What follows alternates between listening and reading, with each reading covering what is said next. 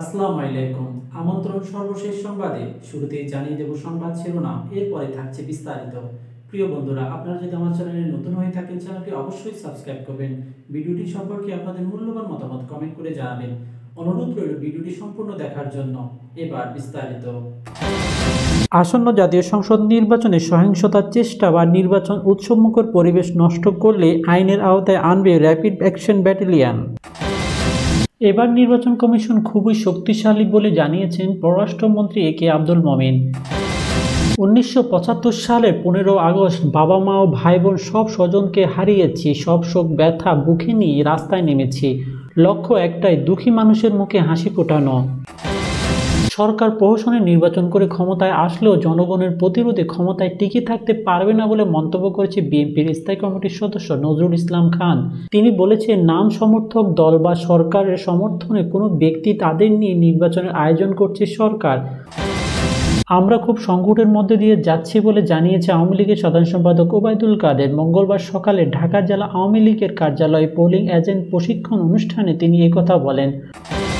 দ্বাদশ জাতীয় সংসদ নির্বাচনে অংশ নেওয়া প্রার্থীদের মধ্যে 57% মূল পেশা ব্যবসা আর বাৎসরিক আয় 1 কোটি টাকার বেশি, এমন প্রার্থীর সংখ্যা 164 জন। দ্বাদশ জাতীয় সংসদ নির্বাচনে ভোট কেন্দ্রের সংখ্যা 42,149টি। এসব কেন্দ্রের মধ্যে 10,300 ভোট কেন্দ্র ঝুঁকিপূর্ণ বলে জানিয়েছে নির্বাচন কমিশন ইসি। দ্বাদশ জাতীয় নির্বাচন উপলক্ষে সারা দেশে আইন শৃঙ্খলা পরিস্থিতি স্বাভাবিক রাখতে স্বতন্ত্র বাহিনী মোতায়েনের তারিখ 5 দিন পেছানো হয়েছে। 29 ডিসেম্বরের পরিবর্তে 3 জানুয়ারি স্বতন্ত্র বাহিনী মাঠে নামবে।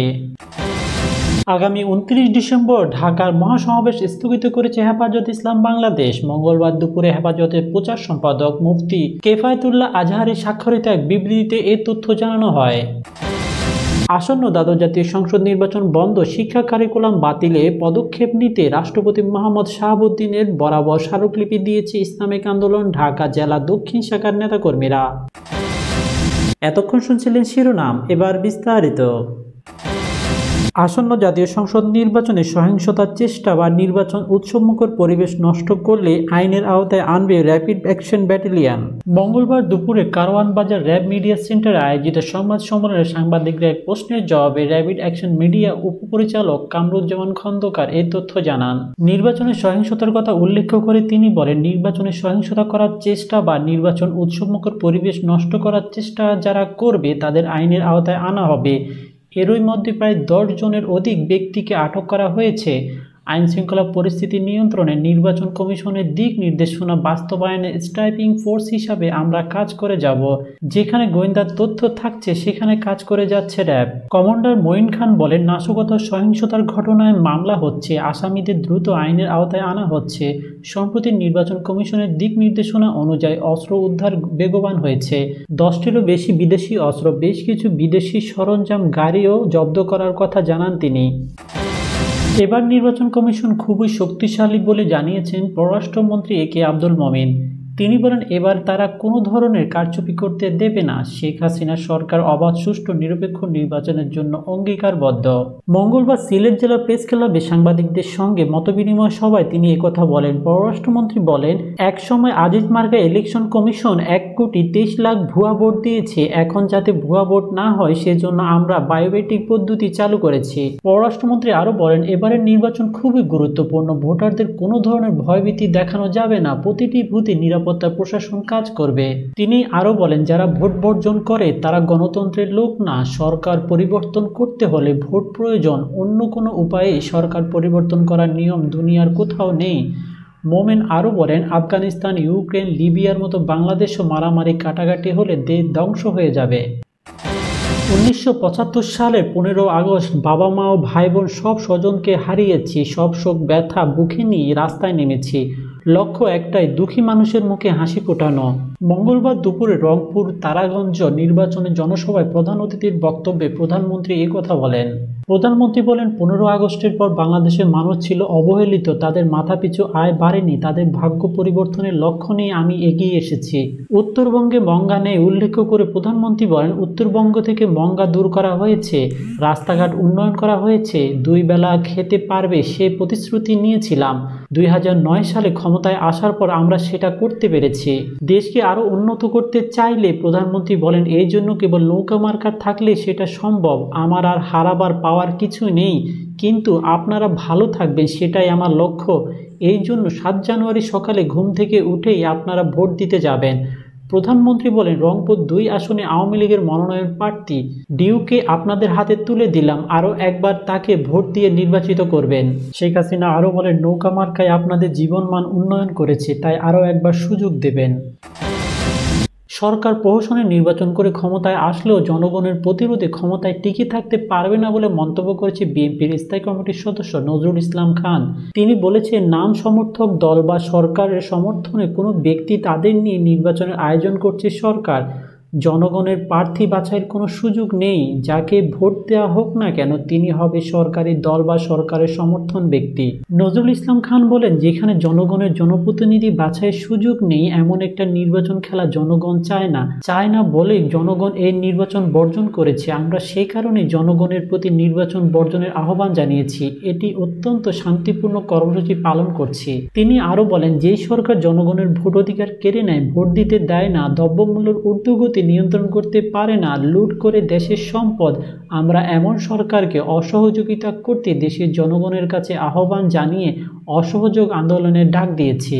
আমরা জনগণের জন্য ত্যাগ স্বীকারে রাজি আছি জানিয়ে বিএনপির এই নেতা বলেন সরকার এত পরিমাণ অত্যাচার অনাচার লুটপাট করেছে তারা ভয় পায় সুষ্ঠু নির্বাচন করতে, সেই কারণে তারা যে কোনো উপায়ে ক্ষমতায় থাকার চেষ্টা করছে। আমরা খুব সংকটের মধ্যে দিয়ে যাচ্ছি বলে জানিয়েছে আওয়ামী লীগের সাধারণ সম্পাদক ওবায়দুল কাদের। মঙ্গলবার সকালে ঢাকা জেলা আওয়ামী লীগের কার্যালয়ে পোলিং এজেন্ট প্রশিক্ষণ অনুষ্ঠানে তিনি একথা বলেন। ওবায়দুল কাদের বিশ্ব সংকটের প্রভাব প্রতিক্রিয়া থেকে আমরা বিচ্ছিন্ন নই, আমরা গ্লোবাল পলিটিক্সের বিভিন্ন কারণের সঙ্গে অবিচ্ছিন্ন অংশ। গাজায় যে যুদ্ধ চলছে, ইসরায়েলের যে হামলা চলছে, সুদান আরব বিভক্ত হওয়ার পথে, 2 জেনারেলের লড়াইয়ে একটা দেশকে ধ্বংসের মুখে ফেলে দিয়েছে। এই অবস্থায় সংকটে আছি, বড় বড় দেশের কারণে অস্বস্তি পাচ্ছি। তিনি আরো বলেন বাজারে জিনিসপত্রের যে ঊর্ধ্বগতি তা নিয়ে মানুষের দুঃখ কষ্টের অবহের সৃষ্টি হয়েছে। ক্ষমতাসীন দল হিসাবে আমরা দায় এড়াতে পারি না। দাম অনেক বেড়েছে, জ্বালানির দাম বৃদ্ধি পেয়েছে, পরিবহনের স্বাভাবিক ব্যয় বৃদ্ধি। এসব সংকটে আজ আমাদের মোকাবেলা করতে হচ্ছে। এর মধ্যে একটা সাধারণ জাতীয় নির্বাচন করতে হচ্ছে, এটা সাংবিধানিক বাধ্যবাধকতা। ওবায়দুল কাদের বলেন কেউ যদি বলে এই সংকট মুহূর্তে এখন নির্বাচনে না করে পরে করলে তো ভালো হবে, আমাদের সংবিধানে আছে, সংবিধান আমাদের নির্বাচন দিয়েছে, রক্ষা করতে হবে, এটা আমাদের সংবিধানের বাধ্যবাধকতা। প্রতিকূল পরিস্থিতিতে আমাদের এই নির্বাচন করতে হচ্ছে। বিশ্ব সংকটের যে বাস্তবতার পাশাপাশি আমাদের অপোজিটে বিএনপি শুধু বয়কট করেনি, পণ্ড করতে চায়, বানচাল করতে চায়, মিছিল বিক্ষোভ সমাবেশ করে নয়, সন্ত্রাসী সহিংসতার মাধ্যমে বানচাল করতে চায়। এটা ভয়াবহ রূপ নিয়েছে। 300-এর মতো বাসে আগুন দিয়েছে, পুলিশ হত্যা, আনসার হত্যা করেছে। দ্বাদশ জাতীয় সংসদ নির্বাচনে অংশ নেওয়া প্রার্থীদের মধ্যে 57% মূল পেশা ব্যবসা আর বাৎসরিক আয় 1 কোটি টাকার বেশি এমন প্রার্থীর সংখ্যা 164 জন। 100 কোটি টাকার বেশি সম্পদ আছে এমন প্রার্থীর সংখ্যা 18 জন। স্বতন্ত্র দলীয় প্রার্থীদের মধ্যে কোটিপতির সংখ্যা রয়েছে 480 জন। মঙ্গলবার সকালে ধানমন্ডিতে নির্বাচন হলফনামা তথ্যচিত্র জনগণকে কী বার্তা দিচ্ছে এই বিষয়ে প্রতিবেদনের প্রকাশ ও নো ইউর ক্যান্ডিডেট উদ্বোধন উপলক্ষে আয়োজিত সংবাদ সম্মেলনে এই তথ্য জানায় সংস্থাটি। নির্বাচনী হলফনামা তথ্যচিত্র শীর্ষক প্রতিবেদন উপস্থাপন করেন টিআইবির কোঅর্ডিনেটর মোহাম্মদ তৌহিদুল ইসলাম। দ্বাদশ জাতীয় সংসদ নির্বাচনে ভোট কেন্দ্রের সংখ্যা 42,149টি। এসব কেন্দ্রের মধ্যে 10,300 ভোট কেন্দ্র ঝুঁকিপূর্ণ বলে জানিয়েছে নির্বাচন কমিশন ইসি। মঙ্গলবার স্বরাষ্ট্র মন্ত্রণালয় থেকে এই সংক্রান্ত চিঠি পাঠানো হয়েছে নির্বাচন কমিশনে। ইসি জানায় দেশে মোট ভোটারের সংখ্যা 11,96,91,633 জন। মোট ভোটারদের মধ্যে নারী আছে 5,89,91,000, পুরুষ ভোটার আছে 6,07,71,589 জন। দ্বাদশ জাতীয় নির্বাচন উপলক্ষে সারা দেশে আইন শৃঙ্খলা পরিস্থিতি স্বাভাবিক রাখতে স্বতন্ত্র বাহিনী মোতায়েনের তারিখ 5 দিন পেছানো হয়েছে। 29 ডিসেম্বরের পরিবর্তে 3 জানুয়ারি স্বতন্ত্র বাহিনী মাঠে নামবে। স্বতন্ত্র বাহিনী বিভাগ থেকে পাঠানো এক চিঠি থেকে তথ্য জানা গেছে। চিঠিতে স্বতন্ত্র বাহিনীর প্রিন্সিপাল স্টাফ অফিসারের পক্ষ থেকে এ তথ্য জানা যায়। চিঠিতে জানানো হয়েছে আগামী 3 জানুয়ারি থেকে দায়িত্ব পালন করবে স্বতন্ত্র বাহিনী। 10 জানুয়ারি পর্যন্ত মোট 8 দিন মাঠে থাকবে তারা। এখানে আরও জানানো হয় নির্বাচন কমিশনের অনুরোধ পরিপ্রেক্ষিতে স্থায়ী বেসরকারি প্রশাসনের সহায়তায় আওতায় সমগ্র বাংলাদেশে ৩০০টি নির্বাচনী এলাকায় আগামী ৩ জানুয়ারি থেকে ১০ জানুয়ারি পর্যন্ত স্বতন্ত্র বাহিনী নিয়োগের জন্য আদেশ প্রদান করা হলো। গত বৃহস্পতিবার স্বরাষ্ট্র মন্ত্রণালয়ের জননিরাপত্তা বিভাগের রাজনৈতিক ছয়ে জারি করা পরিপত্রে জানানো হয়েছিল, দ্বাদশ জাতীয় সংসদ নির্বাচন সুষ্ঠু ও সুশৃঙ্খলভাবে সম্পন্ন করতে ১৩ দিনের জন্য সেনাবাহিনী মোতায়েন করা হবে। ২৯ ডিসেম্বর থেকে ১০ জানুয়ারি পর্যন্ত আইনশৃঙ্খলা রক্ষাকারী বাহিনী স্ট্রাইকিং ফোর্স হিসাবে দায়িত্ব পালন করবে। আগামী ২৯ ডিসেম্বর ঢাকার মহাসমাবেশ স্থগিত করেছে হেফাজত ইসলাম বাংলাদেশ। মঙ্গলবার দুপুরে হেফাজতের প্রচার সম্পাদক মুফতি কেফায়েতুল্লাহ আজহারী স্বাক্ষরিত এক বিবৃতিতে এ তথ্য জানানো হয়।